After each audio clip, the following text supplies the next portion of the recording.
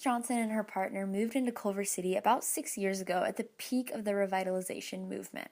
Like many others, Miss Johnson was attracted to Culver City given its high accessibility and easy access to other places in Los Angeles.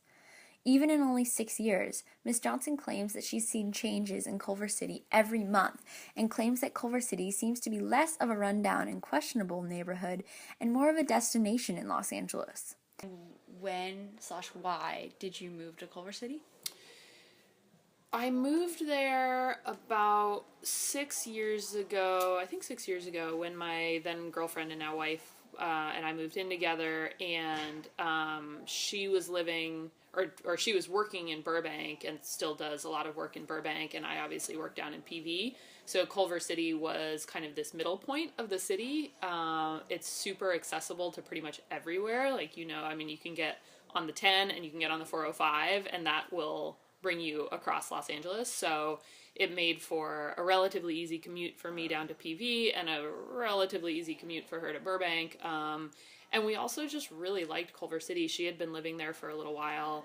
And we're both not from Los Angeles, and it felt like towns we had grown up in, or towns that we, went to college in or something like that. Like it just felt like a little, a little enclave in LA, that sort of felt homey for us. So you've lived there for 6 years. Mm-hmm. Have you seen any major changes in the 6 years that you've been there? Yeah, we see changes on a monthly basis. The local government a little while ago started giving like these grants or these initiatives or something for small businesses to start opening up and kind of improving their storefronts and opening up local restaurants as opposed to chains. But now it's like in the last couple years, we've seen, like, right up the street from us, there's this huge kind of luxury apartment building that came in just over the last year or so. It seems like there's a new restaurant like every week, and restaurants that like fill up. It's not as if it seems to be not nearly at capacity yet. So it's changing constantly, and we see more and more people kind of coming in for Friday night dinners or Saturday night dinners from other places. Like Culver City seems to be like becoming a destination. Have you found anyone who's strongly against the change? We have neighbors who were, and we weren't around when we lived in a different part of town when this huge apartment complex, kind of condo complex, came up right next to where we now live. And there were neighbors who were protesting that and didn't want it's not even a high rise, it's like 5 stories high, but it kind of overshadows these historic Spanish houses that are right on my block. And so some of the residents protested that and really tried to put some limitations on the size of that building. So I think that's the only thing I've seen concretely. I haven't seen anybody who doesn't want Culver City to become like, a cool destination with hip restaurants and fun bars and things like that. It's more that all those residential streets don't want, they don't want the traffic, they don't want the tall buildings, and I've also seen a lot more restrictions being placed on parking in those residential neighborhoods right south of Culver Boulevard. So our street became permit parking and residents only and things like that. So those have been the only kind of not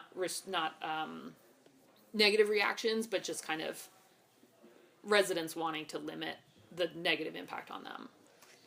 What's interesting about the East Coast feel of Culver City is that it's also, as you mentioned earlier, highly accessible. It's so close to Manhattan Beach, and you can get to West Hollywood in 15 minutes or so, and right.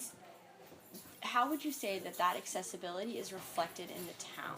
I mean, I think I would kind of go a couple different ways with that question. I think first, because it is so accessible by freeway and from different areas, like you can live in so many different areas of the city and be able to get easily to Culver City and vice versa. I think that in terms of the restaurants and the things that are kind of popping up, in terms of the cultural elements, it makes it easy for people to come to Culver City. Like people who wouldn't otherwise think of it as a destination can see that there's a cool new restaurant, and it's easy for people to make that, like, it sounds like your family, to make that a night a night out. I think it's also easy for people like me and my wife to settle in Culver City and work elsewhere.